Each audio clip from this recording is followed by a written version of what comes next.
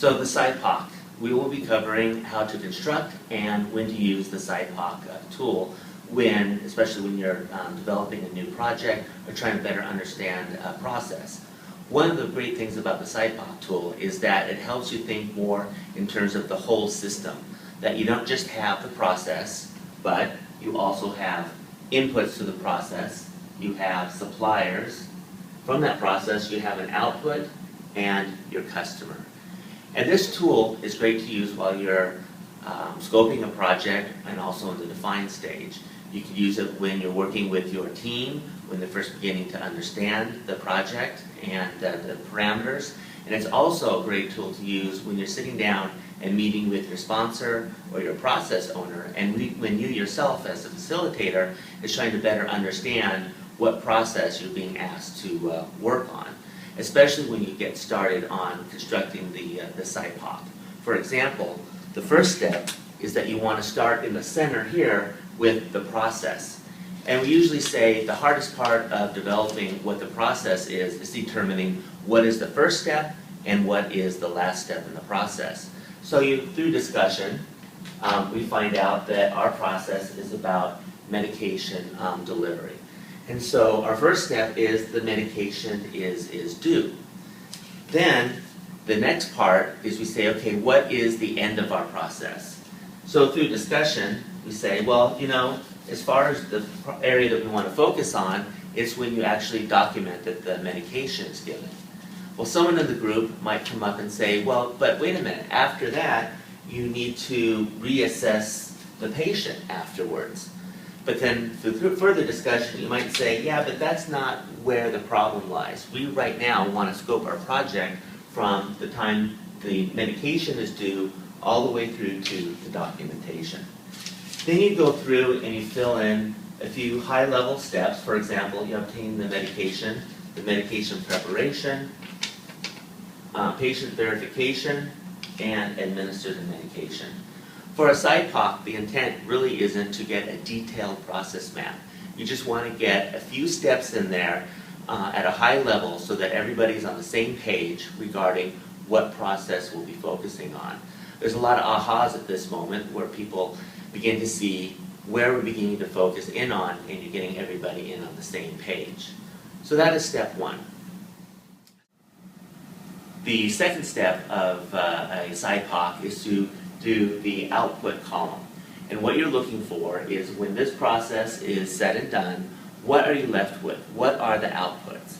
You might get into, well, there's certain outputs of each step, which is the input of the following step. But really, remember, this is a high-level tool where you want to say, when this process is complete, what are the different outputs that you're left with? So in this case, you have the medication was given to the patient. So you have a completed medication order. And you say, okay, well really, from this entire process, there's really this one output. Then you move over to the third step, which is identify your customer. So here, the customer is the patient. Now someone may argue, well wait a minute, there's some other outputs here that are business related. For example, you have a charge generated. And that charge, then the customer is finance receives that charge.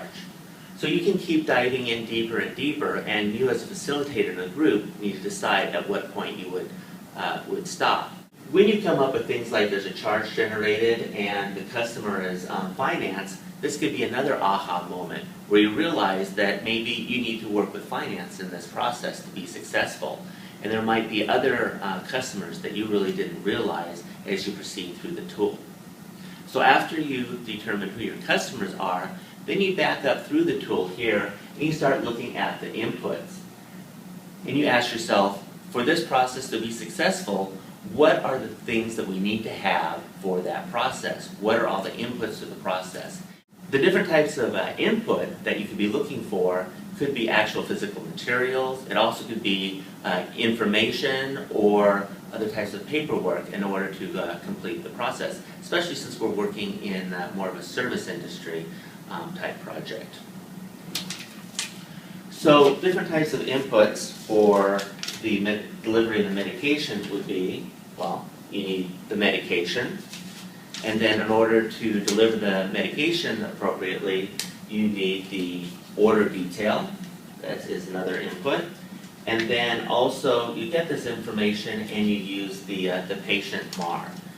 So you would brainstorm with whoever you're working with. Again, it could be your initial team who's beginning to understand the process that they're working on, or your process owner or sponsor, and begins to start thinking about all the different things that could be affected by this process.